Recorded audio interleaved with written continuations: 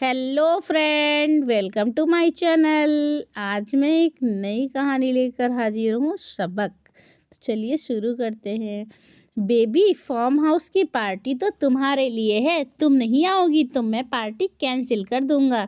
जब आध्या ने पार्टी में आने के लिए मना कर दिया तब मयंक ने उसके गले में अपनी बाहें डालते हुए कहा, मयंक तुम समझते क्यों नहीं, मेरे पापा अकेले जाने की परमिशन नहीं देंगे। पर डियर, हम अकेले कहाँ हैं।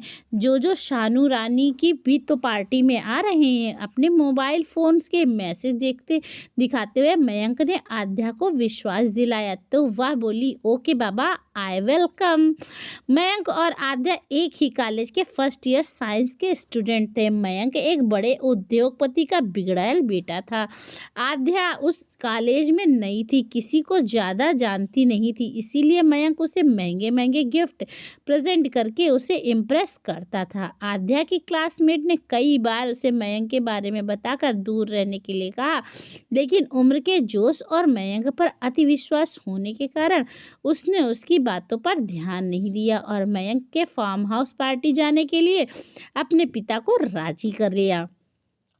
अगले दिन शाम 4 बजे उसने मयंक द्वारा भेजे गए लोकेशन पर जाने के लिए कैब बुक कर लिया। मम्मी पापा को 2-3 घंटे में मयंक के अनुसार पार्टी 4:30 से 7 PM में वापस लौटने को कहकर कैब में बैठ गई। थोड़ी दूर जाने पर कैब ड्राइवर ने उससे कहा कि लोकेशन वाला रास्ता तो शहर से बाहर का है, आप अकेले कैसे। उसने कहा, मेरे और फ्रेंड्स भी वहाँ आ रहे हैं। ड्राइवर कुछ नहीं बोला और गाड़ी ड्राइव करता रहा। अचानक आध्या की नज़र रास्ते में खड़े मयंक और उसकी बाइक पर पड़ी तो उसने रास्ते में गाड़ी रोकने को कहा। आसपास जंगल ही जंगल थे, रास्ता पूरा सुनसान था। तभी मयंक कैब के पास आया और आध्या से बोला कि मेरा फार्म हाउस पास में ही है, तुम कैब को छोड़ दो, यहाँ से बाइक पर मस्ती करते हुए चलेंगे।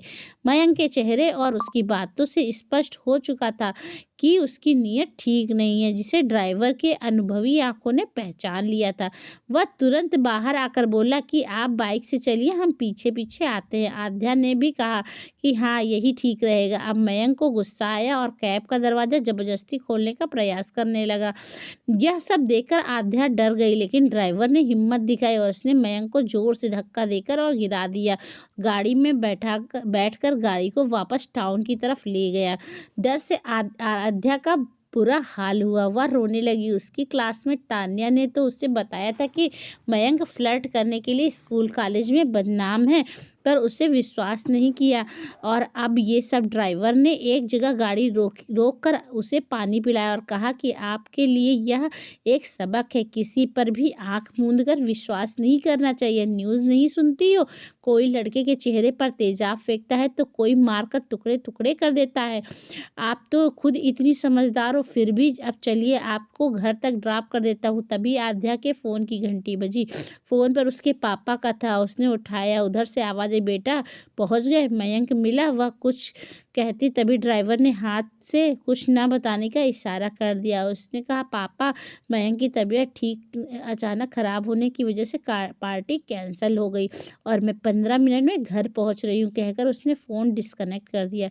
अब वह रिलैक्स फील कर रही थी। उसने कैब ड्राइवर को धन्यवाद, समय पर आके उसकी रक्षा करने के लिए धन्यवाद कहा। साथ ही भविष्य में मयंक और उसके जैसे लोगों से दूर रहने की कसम खाई। घर पहुंचकर उसने मम्मी पापा को पूरी बात बताई और कहा कि पापा, मुझे सबक मिल गया। उसने अपने व्यवहार के लिए अपने दोस्तों से क्षमा मांगती हूँ।